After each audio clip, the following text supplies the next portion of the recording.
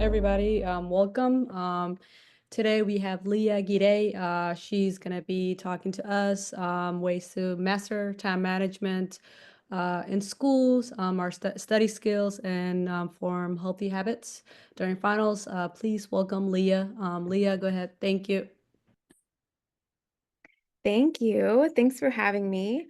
I am so happy to be able to share my knowledge with you guys today. This honestly is a topic that I am very passionate in with some of the work that I do. And yeah, we'll just get started. Okay. I know there's some people that are still getting admitted, but um, we are going to go ahead and get started. I'll just share my screen.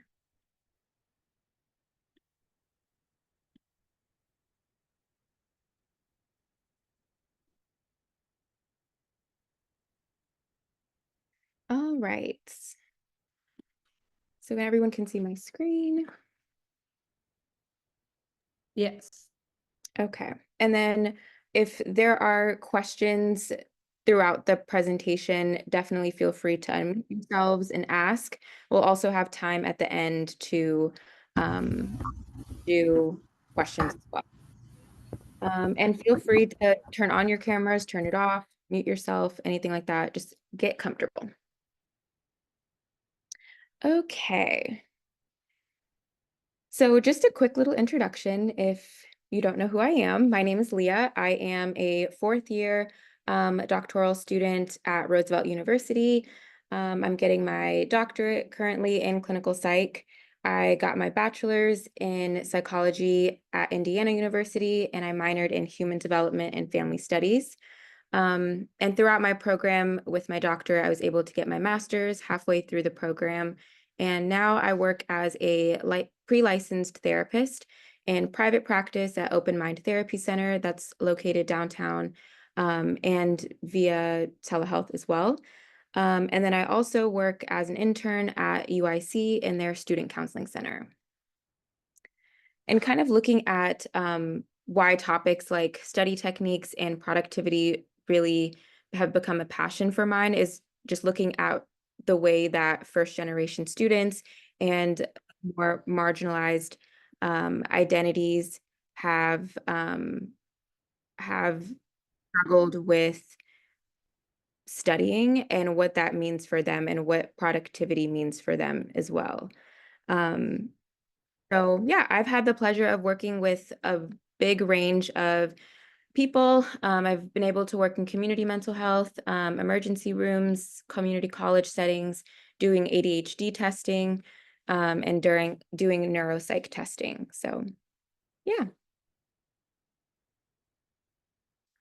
Okay, so what we're going to talk about today is a little bit of an introduction with learning styles, looking at time management and looking at it versus, you versus time, productivity, building strong study skills, and then practical tools and resources are embedded within the presentation.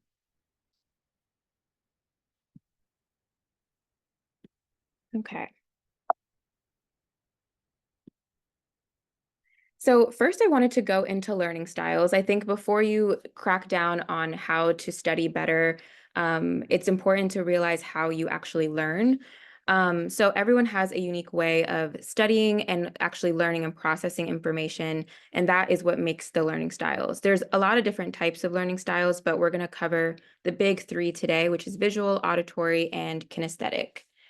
So visual learners is exactly what you would think it is. People who learn best with diagrams, pictures, anything that you can see. These are people who tend to like videos, being able to see pictures, maybe like mind maps and colors and things like that. So for a visual learner, I have here in this section, it would be really good to, use highlighters, use color, make it make sense to you, and make sure that you're also having an organized way of studying visually, because visual learners can get a little confused when it gets to organizing all of their colors and organizing, the different things that they're using, whether it's graphs, charts, um, flow charts, maps, and things like that. So visual learners prioritize organization. Um, Auditory learners are people who learn and understand things better when they can hear it. So auditory learners tend to like enjoy class discussion, listening to podcasts, audiobooks, explaining things out loud. And so people who are auditory learners, it's, no brainer to have a quiet study space for, a quiet study space in general, but definitely for auditory learners, being able to have a quiet, calm space that you can read out loud. You can listen to videos, you can listen to recordings or tapes and things like that. And then also allowing yourself to talk through the different concepts. I'm an auditory learner. And so thankfully, I live alone in my apartment and I'm just constantly talking to myself and explaining it out loud. And that tends to help me. It would be hard to do it in places where, it's like a busy coffee shop or maybe like a really packed like lobby or a packed library, but finding those like smaller spaces that are very quiet for auditory learners to learn is going to be helpful. Auditory learners are also people who enjoy like rhymes or maybe like having like a acronym or like a mnemonic thing to remember. So, when I was younger, me and my siblings, we used to like create different raps or like songs to help us remember different things, and that tends to help too. So that's for auditory.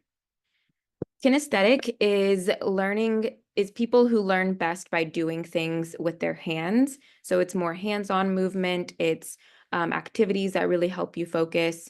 So kind of similar to a visual learner where they're having their charts and their maps, a kinesthetic learner should take time to make their own charts and their own graphs. Maybe they're taking their own time to handwrite their notes and putting that like pen to paper and doing a lot of review physically. Any questions about learning styles?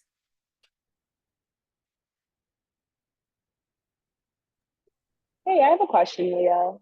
Yes. Um, what would you say would be the top like one that most people would fall under, I guess? Like what's the highest percentage if there is one? That's a good question. I don't know the highest percentage, based on like what we've learned in like my classes and the people that I saw um, in college counseling. I've seen a lot of visual learners. Okay, Um, so that just tends to be what I see often, but I don't know the exact percentage. But yeah, thank you. okay. So now we're going to go into time. So time is, one of the resources that we can never get back, obviously. So it can be very stressful to manage our time and making sure that we're getting things done effectively to achieve your goals. But managing your time is not just about so you can get more things done. There's so many different layers to time management, like finding a good balance and reducing your stress, and so that you can make time for what matters. So something that I've learned like studying time management is people actually just tend to struggle with prioritizing. And that's what creates this imbalance of time and responsibilities. And it creates a big stressor for people. And I've struggled with this myself numerous times, and it's a trial and error type of thing. So ways to look at time management, and we'll get into a little bit more in the presentation, is planning ahead and taking the time to plan ahead so that it's easier for your future self. So scheduling tasks by priority is really important because it's very easy to do a whole bunch of small tasks that are a little bit not meaningless, but they're not as important right now. Just to kind of get this sense of, reward or feeling like we just got something done because we just did a bunch of like useless tasks, but it ate up a lot of time in that process. So it's important to learn how to prioritize, what is something that I need to do right now. It is the most important thing, and identifying like those top three things, like your non-negotiables for the day. That's something that has helped. It's helped me. It's helped a lot of my clients in terms of setting yourself up for the day is creating a non-negotiable list and making sure that that's realistic. And we'll talk about making realistic expectations later. So yeah. So going along with that, for time management, it's important to avoid multitasking. It's very easy to get into the habit of multitasking and feeling like, you can take on all of these responsibilities at the same time, whether it's, doing emails and then after that, going ahead and doing an essay, doing like a training, watching a training video, and then also doing like other busy work. Our brains are not designed for multitasking. And that is a big myth for a lot of people, that we can handle all these tasks at once. So if you can, try to do one thing at a time in completion before moving on to the next thing. Then we have leveraging deadlines. Leveraging deadlines is basically creating your own deadline for yourself. If you have something due at the end of the month, maybe you try to create your own deadline 2 weeks before. And that way it's allowing you to get things done early and not wait until the last minute, which is, easier said than done. Any questions about time?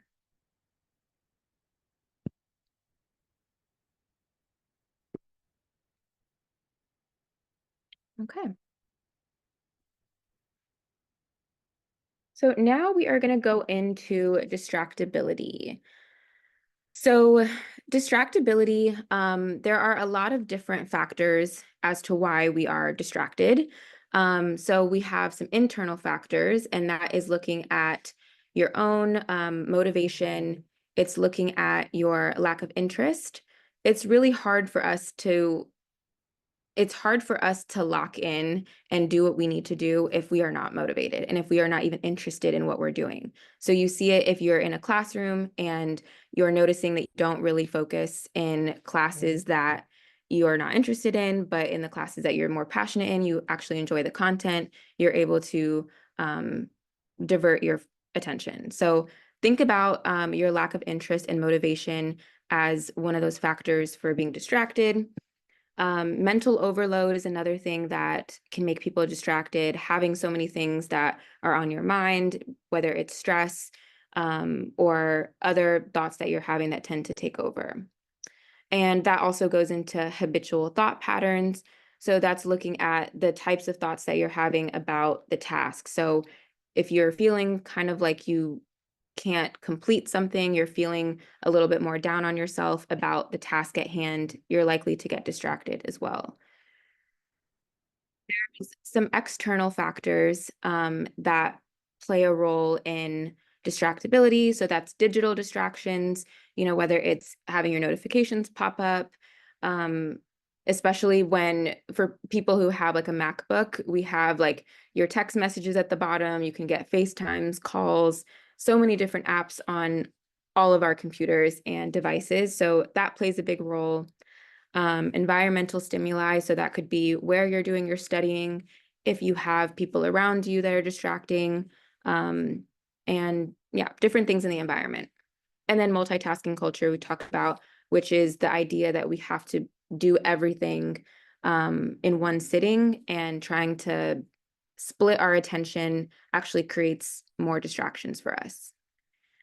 Biological factors, dopamine rewards. Dopamine is like your reward system in your brain, and we get different types of like gratification or satisfaction from things like, responding to a text message or eating a certain food or doing something that just gives us a little bit more dopamine than sitting down and writing a paper.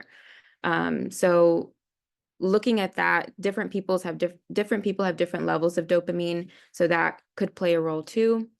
Fatigue and energy levels also dependent on the body, depending on where you are in terms of your energy, your fatigue. That could be a lot of different factors. It could be vitamin deficiencies, it could be your sleep cycle and the habits that you have with sleep, and also how you're just taking care of your body. And ADHD and neurodivergence is another factor that could play a role. People who are struggling with ADHD or any type of neurodivergence are more prone to being distracted. And yeah, any questions about distractibility?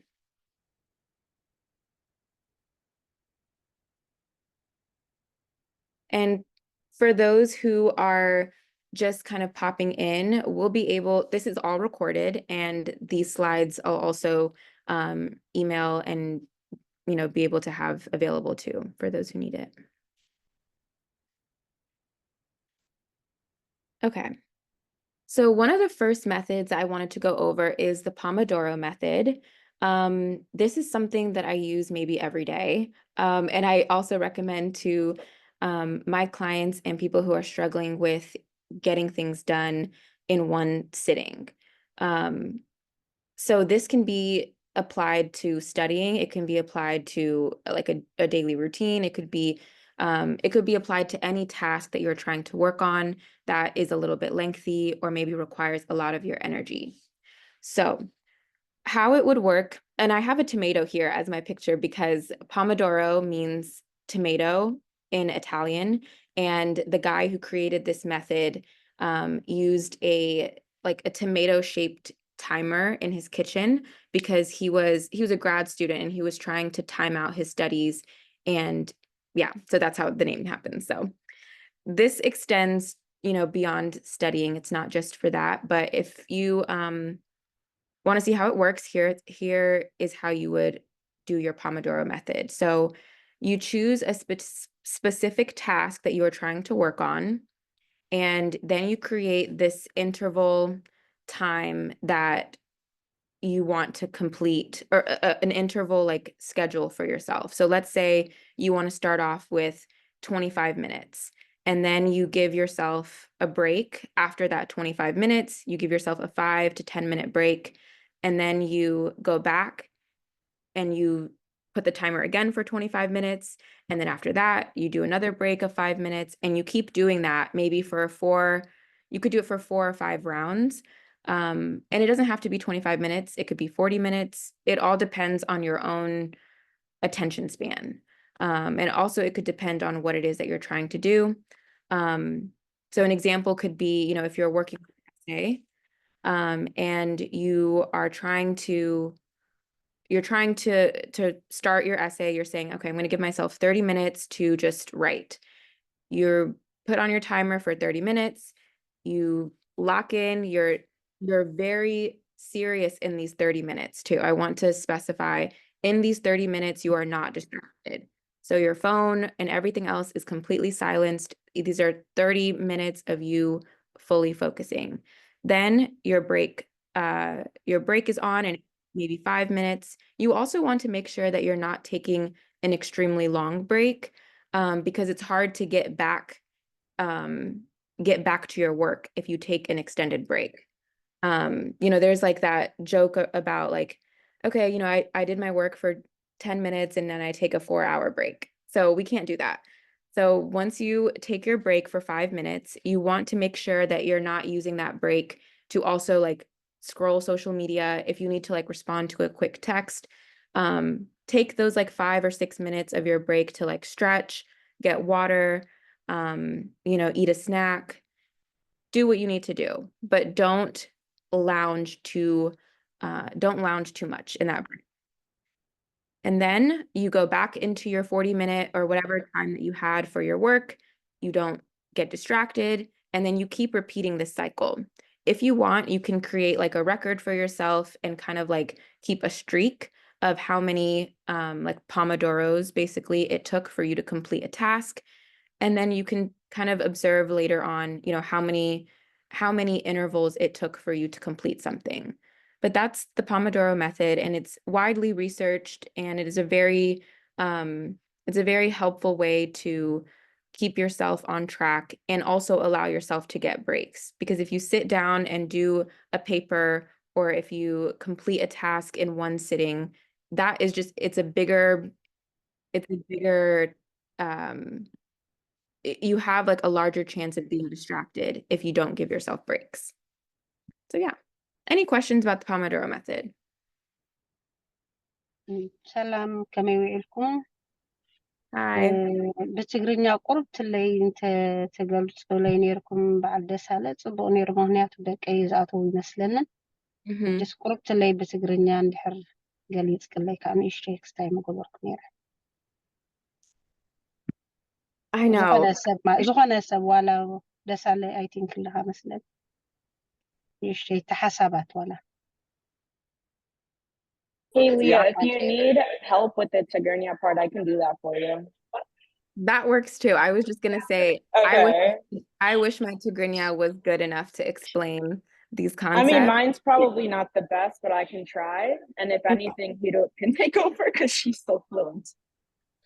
There we go. But yeah, I'll try. Okay. But I don't know what point I'm supposed. Just let me know when. I don't know. Okay.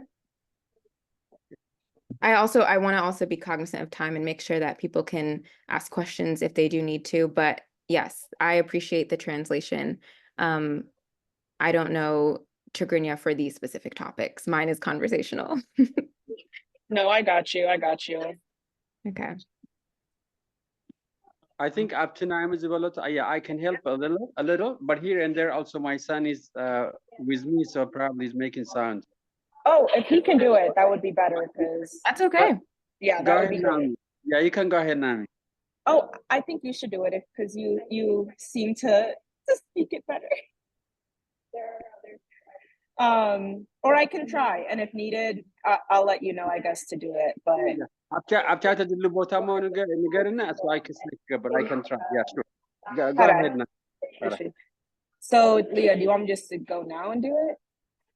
If you want to like kind of sum up what we've talked about, maybe so far. Okay. All right. This is embarrassing, I feel like, but I'll try. I'm so sorry.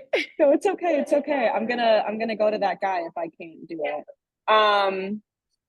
So Hijina is out of Nera method alo ne study kangabar and kame gabru ebel nera kamsi na laptop when a sarah alana apti is yom sarah gabra alon and break wasid alom. So when a gabra alom isu na macbook when a sarah alom is he na messages pop na telephone met you so can file usu and can send it entire a gabra alana and when breaker was to the alana and I still can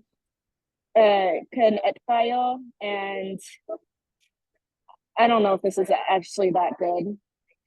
No, you're killing it. Yeah, no, good job, Nami. So basically, انت ati ab gizena khamegen khamtqamul kham zalana እጂ ግዜና ክንጥቀመሉ ኮይና ቀዳምነት ክንቦ ዘለና ክተርፉ ዘይብሎም ነገራት ኣለው ክንዝሮም ንሮማልና ማለት ክተርፉ ዘይብሎም ኣብ መዓልቲ ንገብሮ ኩሉ ግዜ ሓደ ክልተ ስልስተ ዝኾኑ ታስክስ ሊስት ንገብር ሽዑ ነተን ዝበርናየን ንዓይን ከነተኩር ከም ዘለና ሕጂ ንኣብነት ንዑ ክጠቕመና ዝኽእል ከኣኒ ቴክኒካት ኣለው መፅናዕቲ ዝገበሩሉ ቴክኒካት ኣለው ሓደ ካብኦም እዚ ፖማዶሮ ዝብል መተድ ገለ ሓደ ካብኡ ሕጂ እንታይ ይብል ነቲ ክትሰርሖ ዘለካ ትመቃቅሎ እሞ ሕጂና ብሉ መዓልቲ ክትሰርሕ ኣይትኽእልን ኢኻ ግዜ ዕረፍቲ የድልየካ ሕጂ ኣብቲ ግዜ ዕረፍቲ እናገበርካ ን45 ደቂቕ ትሰርሕ ዕረፍቲ ትወስድ እቲ ዕረፍቲ ክትወስዶ ከለካ ሕጂ ነዊሕ ክኸውን የብሉን ተመጣጠነ ዕረፍቲ ክኸውን ከም ዘሎ ንሕሪ ከምዚ ጌርካ እናሰርሐካ ትኸድካ ሽዑ ነቲ ትሰርሖ ዘለካ እንታይ ሽሙ ትገብር ንኣብነት ትፅሕፎ ክንደናይ ምዕባለ ከም ዘርአኻ ገለ ማለት እዩ ከምኡ እንድሕሪ ጌርካ ሽዑ ብዙሕ ለውጢ ከተርእስ ትኽእል ኢኻ ምክንያቱ ብዙሓት ምሁራት ዝተመከሩሉ ኣጠቃቅማ ፕሮግራም ዝኾነ ፕሮግራም ኣውፅኢኻ ምስራሕ ማለት እዩ እቲ ናይ ትምህርቲ ምሽ ሓቀይት ናይቶም ቆልዑት ወይ ሃይ ስኩል ዘለው ገለ ንሱ እንዲ ሓቀ ናይ ኮሚቴ ፕሮግራም ምሽ So this can be for anything, for adults, for high school students, for whoever. I want to also make sure with the time too, because I know some people, they only have until 8 o'clock or whenever until this is finished. So maybe we can do the translation at the end and to kind of summarize these parts for people who would like a translation. Does that work? ኖ ናይ ትምህርቲ ናይ ተምሃሮ ስለ ዝኾነ ይበላደሳል ምክንያት ነቶም ደቀይ ስለ ደለውሲ ሕጂ ምናልባሽ ንዕኦም ጠቃሚ ተኮይኑስ ክሰምዖ ስለ ዝደልኹ እየ Okay. Okay. Yeah, the good thing, sorry, I just interrupted. The good thing is record ስለ ዝኸውን ሽዑ ታሽሙ እንድሕር ኣድልዩ ዋላ ብትግርኛ እውን ክንትርጉሞ ገለ ንኽእል ኢና እምበር ንኩሉ ይጠቅም ብፍላይ ንደቅናን ነቶም ዓበይትን ማለት እዩ Thank you. Yeah.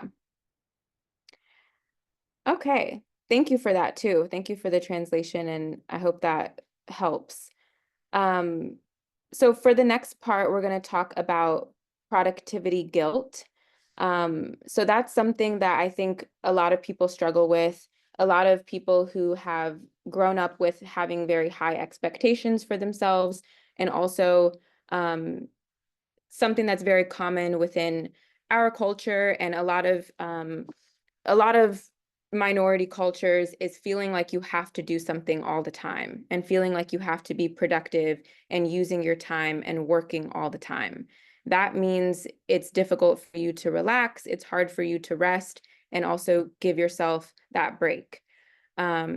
So the definition of productivity guilt is the feeling of shame or disappointment that comes when someone believes that they haven't accomplished enough work or worked hard enough in a given time period. So it's important to understand what happens when you're having productivity guilt in terms of like what your definition is of productive. So you might be working really hard all day and all night, and it's 1 o'clock, 2 o'clock in the morning, and you still feel like you haven't done enough. And that's when it becomes a problem. So it's important to figure out the source of your guilt, looking at what type of expectations you have for yourself. Were you trying to complete a whole paper in 2 hours? Did you have this very, very long to-do list that you didn't get done and now you're feeling guilty about it? So that's something that is one of the first things, is identifying the source of your guilt. That guilt can also come from a pressure from other people, whether it's pressure from your family, from your teachers, from society. All of these different things can make you feel like you're not doing enough. So the next is finding a prioritization system that works for you. We talked a little bit about how important it is to do the things that are the most important, like your main priority first. And that also gives you a sense of satisfaction that you did what you needed to do today. So having those, 2 or 3 non-negotiables for the day, finding a system that works for you, whether it's doing the hardest tasks in the beginning, whatever it is, but finding a good prioritization system. And then setting realistic expectations. There's been so many times where, even me, myself, I have so many things to do, and I think I can do all of it in one day. And when I don't do all of the things on my to-do list, I feel worse. And it just doesn't help anyone. And it makes you burnt out. It makes you compare yourself to other people. And that's not healthy. So set a realistic expectation. What is something that you can do today? What is something that you can do tomorrow? How can you break up, a very large task into smaller tasks, and making it realistic so that you still have that feeling of productivity. Also, practice not being productive. You don't have to work hard and be at 100% every single day. Nobody can do that. It's impossible. And for people who don't like to take rests and don't like to relax, your body is going to force you to do that anyway. If you continue to burn it out, it's just like every technological device needs to be charged at some point. It doesn't turn on if it's dead. So make sure that you are practicing days where you're just not doing anything.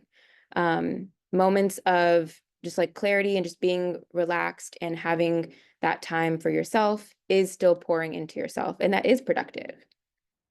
And, moving forward with that, taking care of your health and making sure that you are sleeping and eating and doing all of those things, because that always gets neglected for people who are just on the go 100%. Any questions about productivity guilt? Okay. So some helpful study techniques is active recall, spaced repetition, and teaching. So active recall is actively trying to get the information in your memory and like passively reviewing it. So that just means like it's not just reading your notes, you are like testing the strength of your memory. So flashcards is an example. It's a common thing that people do when they're studying. You see like Quizlet, all those things. Basically creating questions for yourself so that you are trying to remember the answer, basically. And every time that you get things wrong when you're studying, it is actually helping your brain to build stronger connections. So it's important to study in a way that makes your brain work harder because it's going to remember it better. So testing yourself, like I said, all that stuff is active recall. And we do this all the time. I think we just don't necessarily know like the names of it, but that's what that is. And spaced repetition is studying something new, reviewing it after you take a break, and that's kind of like the Pomodoro method, and then increasing over time the longer the breaks. So an example could be like you're studying an anatomy chapter, you're studying the material, this is new information for you. And then after that, you review it for one day. And then after that, you go back and you review it after 3 days. You go back to that material. And then you're studying, and then the next time you do the same thing, but it's for a week. So it's kind of like spacing out how much you're taking in the information instead of cramming the night before.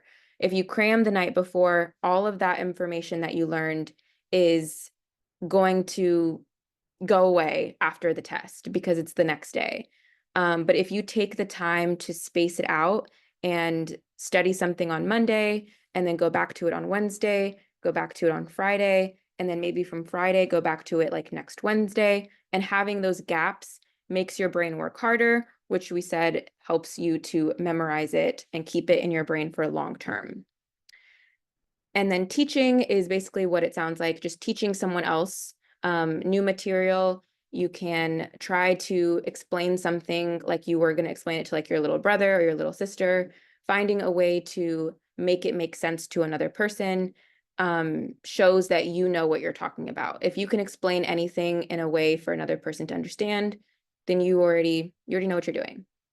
And then in all of these things, like make sure that you're taking note of the parts that you need to study more, filling in all those gaps, and working that way. Any questions about these types of study techniques?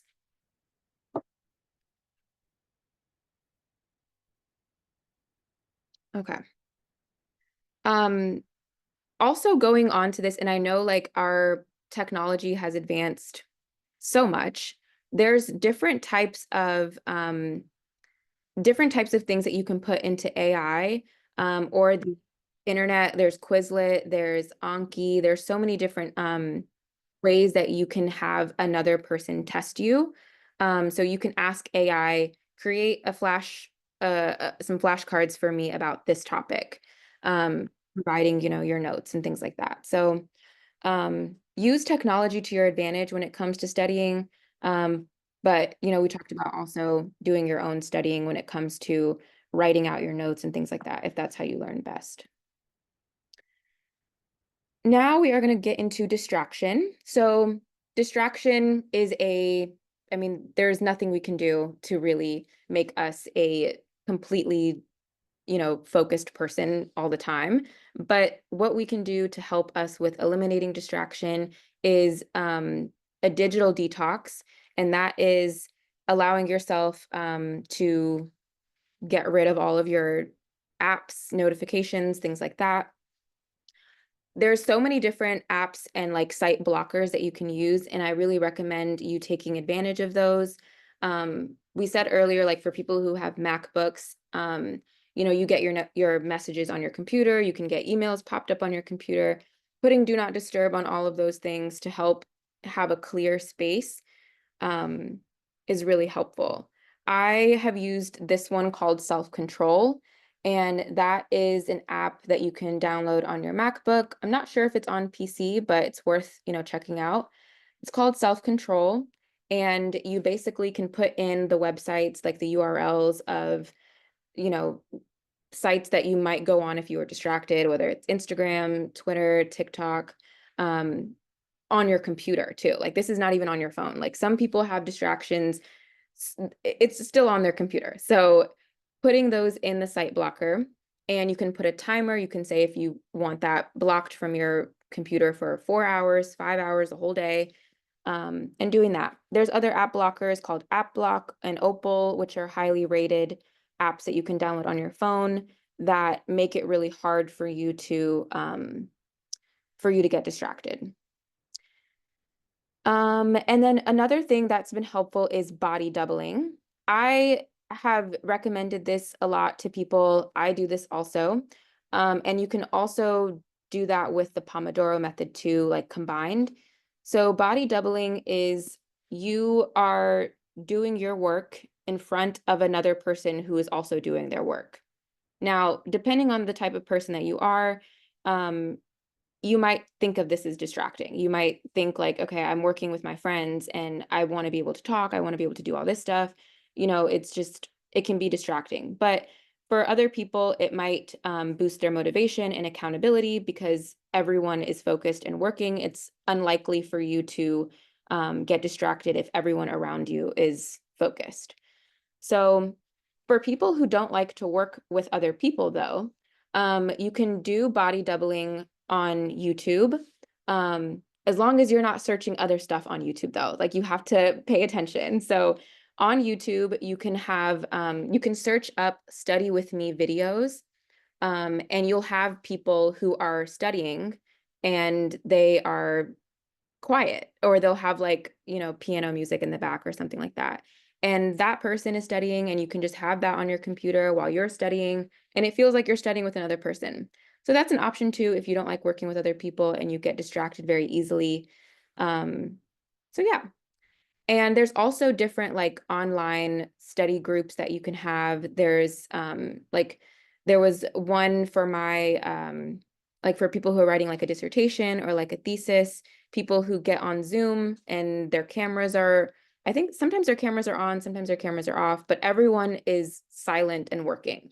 And that can really help you to not be distracted, because if everybody else is focused, you're going to be focused too. That's kind of how our social psychology works as well. So that is a little bit about body doubling. Body doubling is also highly researched for people who have ADHD to get work done. Body doubling doesn't have to be for studying too. People who need to fold their laundry, people who are trying to, get some errands done, they are likely to do it like with other people. Just having another person watching you is going to make you work. So yeah. Any questions about distractions?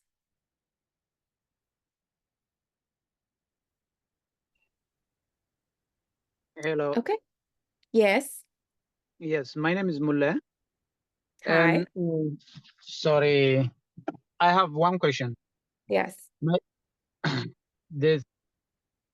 Thank you for the opportunity giving us to advise us to give us instruction and to listen. I really appreciate you. Yeah, of course. I have one question. How is this not high school? They are elementary school and first grade, second grade, third grade to elementary school. That when we give them after school, they go to multiple tasks, like many that we have to give them specific after school, like how many, at least how many ክንደይ ተኣሽሙ ክንህቦም ኣለና ከምዚ ምሻለኪ ብዙሕ ንህቦም ማለት እዩ ገልና ኣፍተር ስኩል ኣሎ እንደገና ከዓ ኣብ ኮምፒውተር ኣትዮም ዘፅንዕሉ ዝተፈላለየ ናይ 20 ደቂቕ ናይ ፍርቂ ሰዓት እዚስ ማልቲፕል ታስክ ይኾኖም ዋላስ ከመይ? Yeah, so for younger kids too, their attention span is worse than ours, right? Like they get distracted very easily. It's important for them to have a good schedule and a good like routine. So something that they're doing, you know, every single day. They know like when they get home from school, they are going to do this, this, this. And it's the same every day. With homework and like having them focused for young children, the Pomodoro method that I was talking about earlier, working for 20 minutes and then having a 5-minute break, 20 minutes, 5-minute break, 20 minutes, 5 minutes break, like keep doing that. That is helpful for kids. And also having like a reward system.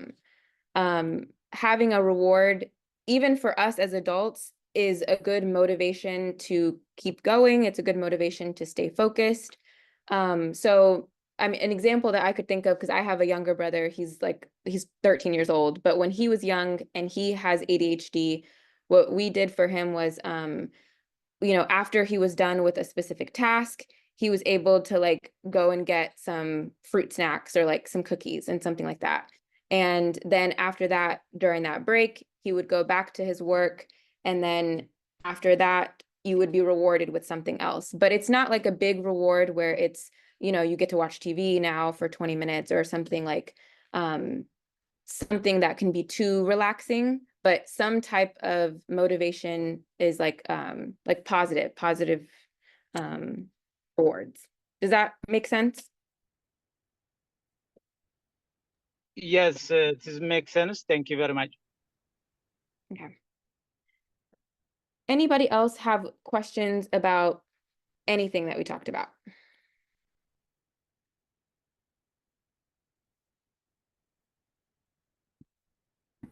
I had a question about the internal factors. Mm-hmm. So, what are the best way to break those habits? Like, In terms of the like habitual thought patterns. basically, and then I guess the mental overload kind of makes sense, but the habitual thoughts and patterns. Yeah. So I think the first step is identifying and figuring out what is taking up a lot of mental space for you. So if you're finding yourself overwhelmed with so many things that you have to do, breaking it up and figuring out where that, like what that is one of the first steps. And tackling it piece by piece. When we are so overwhelmed with multiple things at a time, we're getting distracted. We don't want to do anything, which is in and of itself another type of,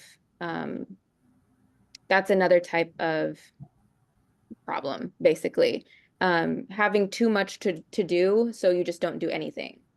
So yeah, basically giving yourself like compassion and grace too. It's hard to do anything if you have so much to do.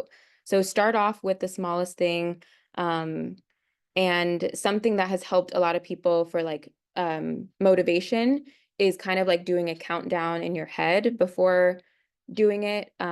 So like if you're laying in your bed and you're like scrolling on your phone and you have all these things that you need to do, first of all, like identifying what is one thing that I could do that's like the least energy required for me.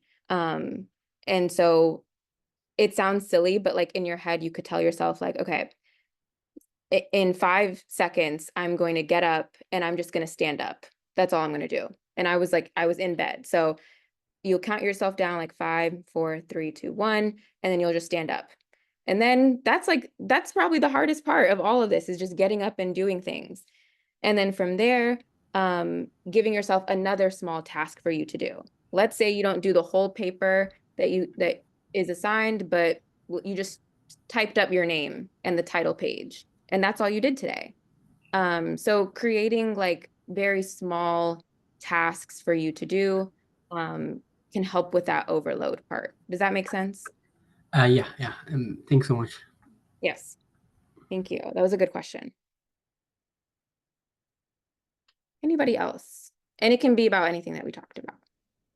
There's questions in the comments. The comment. Oh, okay. I didn't even see that. Okay.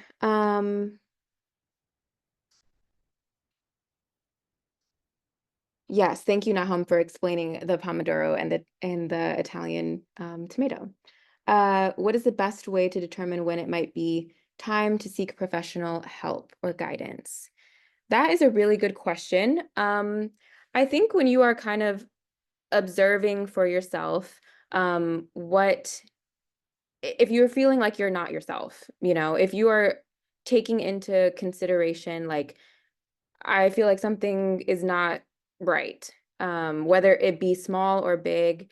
You don't have to have this very big issue to go and seek help.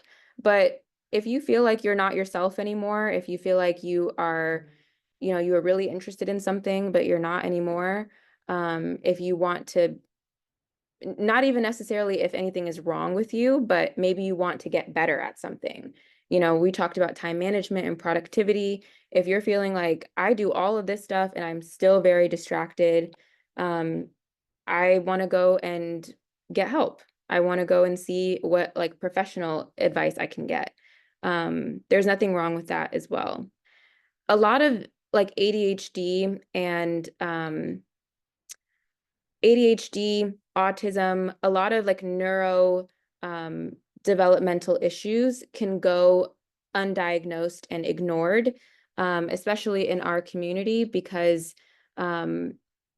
we see our kids and our siblings and the people around us being very distracted, or maybe they're not doing as good as you would want them to be, or their parents would want them to be, and you think, okay, this person is lazy, or this person is they're not focused, they're distracted, it's their phone, it's something else. So maybe taking a little bit of time to sit and observe and just see their own behavior, ask how they're feeling, because there's so many ways, we talked about, of why people get distracted, even why people wait until the very last minute to do something. So people who are procrastinating, it's not always because the task was too big. You could feel like I wanted to do this perfect, and I can't do it perfect right now, so I'm just going to wait until tomorrow, and then tomorrow, and then tomorrow, and it just keeps growing. So, sorry, that was a tangent, but that's kind of like you're observing yourself and your own behavior, and if you feel like something is wrong or you're not like yourself, there's nothing wrong with getting professional help, or if you want to do better at something.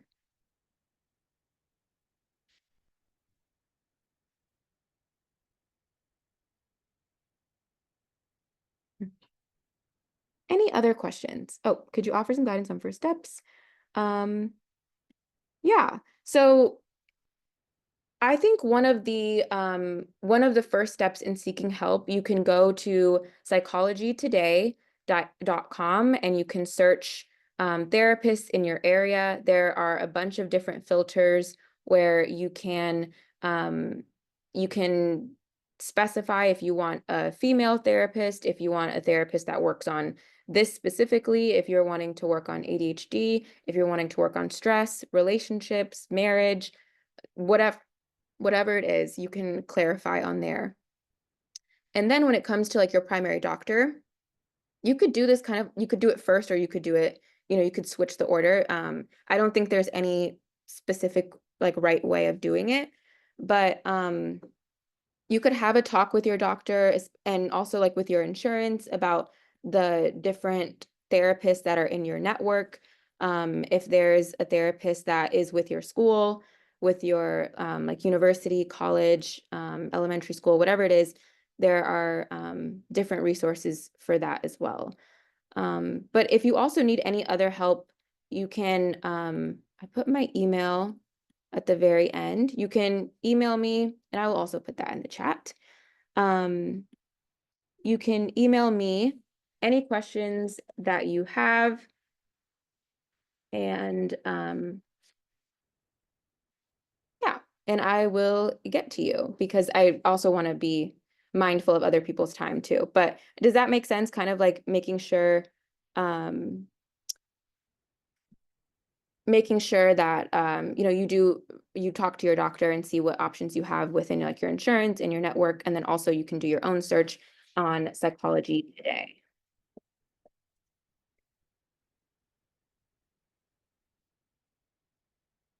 Yes.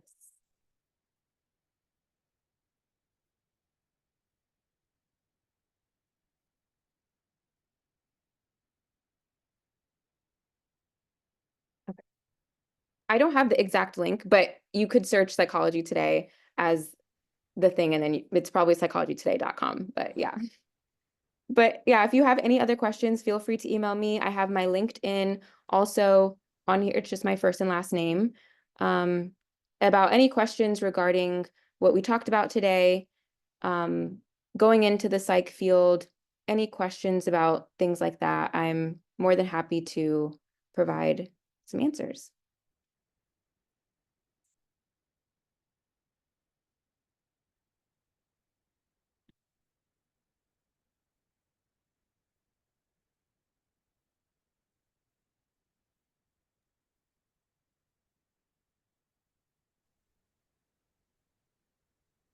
Thank you, Leah, very much. This was very helpful. And thank you, everybody, for coming. We really appreciate you, Leah. Thank you. It was such a pleasure talking with you guys. And if you have any questions for me, feel free to message me. And yeah, thank you. Yeah, thank you so much, Leah. This is very wonderful. Information is gold these days, and it's good to have a person like, we are very lucky. Thank you so much. Yes, thank you.